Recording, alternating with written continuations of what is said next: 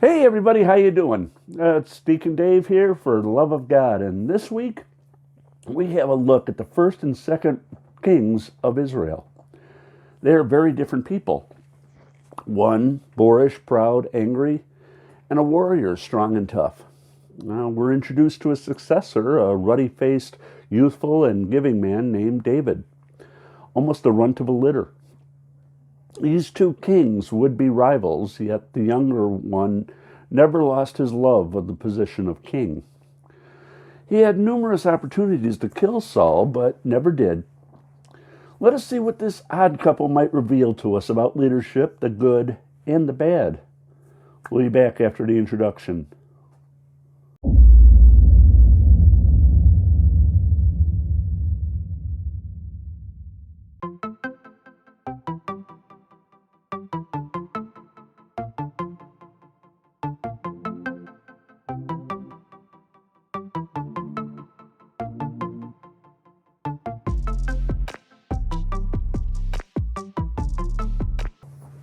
Our readings this week take on a very brief brushstroke of how Saul became king and eventually was killed in battle. The story of Saul and David can take up an entire university degrees, and though our weekly readings, we see little glimpses of the story this week.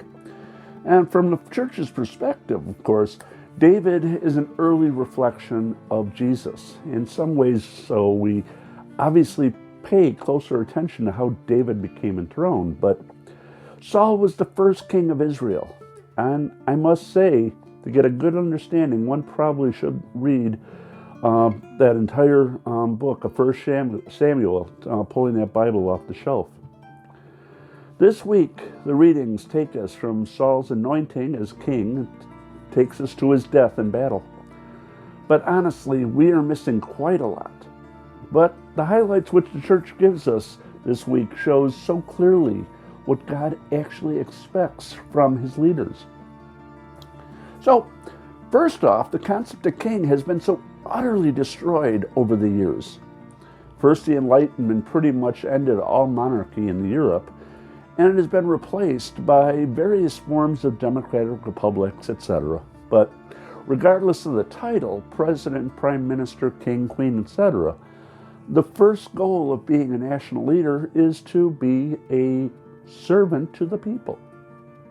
Yeah, that is what they are supposed to do. But Samuel's message from last week about what a king will actually do rings much more true in our heads. But we have to look at our own Christian heritage to recognize Jesus himself was installed as priest, prophet, and king. And by king, he served the people. An interesting side note is that my role as deacon is to be Christ the servant to all. My primary role at Mass is to be there in my kingly role as servant. This is what Saul was called to by God. And if you read through 1 Samuel, you will see prophecies which Samuel gives and how they reinforce this role as being a servant king. Now, obviously, he served the people by defending the country. This is a very important role, but don't lose sight that the role is to also be obedient to God, the ultimate king. So, many people might be turned off by some of the commands which God gives to his rulers, such as putting the ban on all the Amalekites. But that was the order which was told to Saul. Unfortunately for Saul, he did not listen and decided on his own that the best of the spoils should be taken. Samuel points out that God would prefer an obedient heart rather than burnt offerings. And Saul was told to destroy the group completely, not to keep one of the leaders, not to keep any of the best of this or that. Samuel shows him that, in effect, he has put something else above God, a form of idolatry.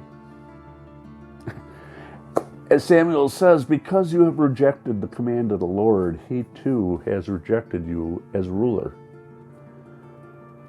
So Saul has screwed it up with his pride and arrogance within the 9th chapter on Saturday to the 15th chapter on Monday. 6 chapters. Blew it all. And the problem is, where some might learn a lesson, not Saul. He fought against any possibility that he was wrong. He tried to push the blame on others. He did what he wanted because he was king. He forgot there was God. The ultimate sin that we see in so many national leaders today. Now, we are introduced this week to who will be our next king, David. We can look at Saul and David and we can see there are so many differences. David is youthful and ruddy. Saul is older and warrior-like. David opens his ears and will listen to correction, though. See, Saul is so full of pride, he is always right, even over God. It's mentioned that David is a man after God's own heart. But David is obedient to Saul, who is the current king. David is subservient. David does the things to help Saul. However, Saul cannot see this. Saul looks upon David simply as a threat to his power, to his rule. We can look to Saul and see all the dictators of the past, present, and future. All the leaders who fight to keep control over their people. Those who cannot trust their own people. Those who work to dictate, not to serve. They forget all the lessons taught to us by Jesus and those lessons taught to all of us by God. See, David did not forget these lessons, and we see he did what he could do to help Israel. With his sling, he defeated Goliath and the Philistines. What a great victory for Israel. But jealousy is raising its ugly head. As Saul has killed his thousands, David killed his 10,000s. Saul became enraged and wanted to kill David. Well, all this is going on. We're introduced to Jonathan, who is Saul's son. We see a deep forging of friendship between David, the would-be soon king, and Jonathan, the son of Saul. Those two would play largely into the story of Saul and David. As Saul went on to try and kill David, it was the friendship that would win out, and Saul promised his son not to kill David for the good deeds for Israel. Now, as one might guess, that didn't last long. Saul chased David throughout the area as his jealousy and hatred flared. In obedience to his Lord, Saul was paramount in David's heart. Saul was king of Israel and should not be harmed. Numerous times David could have killed Saul, but chose the proper obedient path. Obedience to those above you. See, the command to honor thy mother and thy father comes with it a command to obey those who are in charge of you. We're to follow our properly appointed leaders. Should their ways and laws be just, all is good. But as we know, many times these leaders stand for and pass laws that are far from just. We must therefore fight against injustice as we do with the right for every human being having the right to live and to grow from conception to natural death. Justice does not include abortion or euthanasia because they are murder. They do not include making some people second-class citizens due to their race or their sex. See, the laws that are in place protecting those who maintain what may be considered immoral behavior are there to allow them to grow and to learn, as others have that same ability to grow and to learn. So we met David, we met Saul. Spoiler alert, Saul will have died on Saturday. He will have been killed by a fight with the Philistines, and this will put David in leadership role as king of Israel. But that'll start out next week, so we'll go from there. And I ask that we learn and from all the things that God is talking to us through the Bible this week.